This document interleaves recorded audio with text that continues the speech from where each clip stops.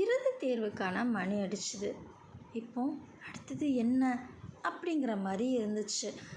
நிம்மதியாக நிலா தேர்வை முடிச்சுட்டு வெளியில் வந்தா. இனி என்னமோ பிரச்சனை முடிய போகுது அப்படிங்கிற மாதிரி யோசித்து நிம்மதியாக இருந்தா. ஊருக்குள்ளே மீண்டும் சதி. அருண்மொழி என்ன பண்ண போகிறான், இந்த சின்ன பையன் பேச்சை கேட்டது தப்பாயிடுச்சு அப்படின்னு ஊர் பேச ஆரம்பிச்சுது. ஆனால் அருண்மொழி திடமாக நான் இனி தாமதிக்க மாட்டேன் அப்படின்னு முடிவெடுத்தான். உடனே தலைவர் முன்னாடி வந்தான்.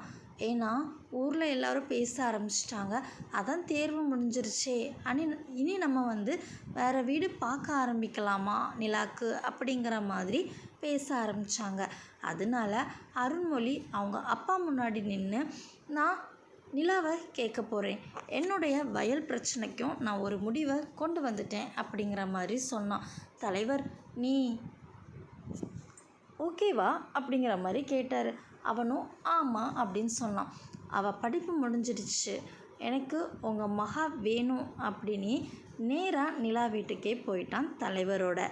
சிறு அமைதிக்கு பிறகு எனக்கு சம்மதம் அப்படின்னு நிலாக்கு அப்பாவும் சம்மதம் தெரிவித்தார். உடனே நிலா கண்ணிலேருந்து கண்ணீர் வர ஆரம்பிச்சுது. 2 பேருமே சந்தோஷமாக இருந்தாங்க. நம்ம காதல் ஓடலை, நின்று வெஞ்சிடுச்சு அப்படிங்கிற மாதிரி சொன்னாங்க. காத்திருப்புக்கு கிடைத்த வெற்றி இதுதான். இதனுடைய ஃபுல் எபிசோட் பார்க்க நம்ம சேனலை விசிட் பண்ணி பாருங்கள்.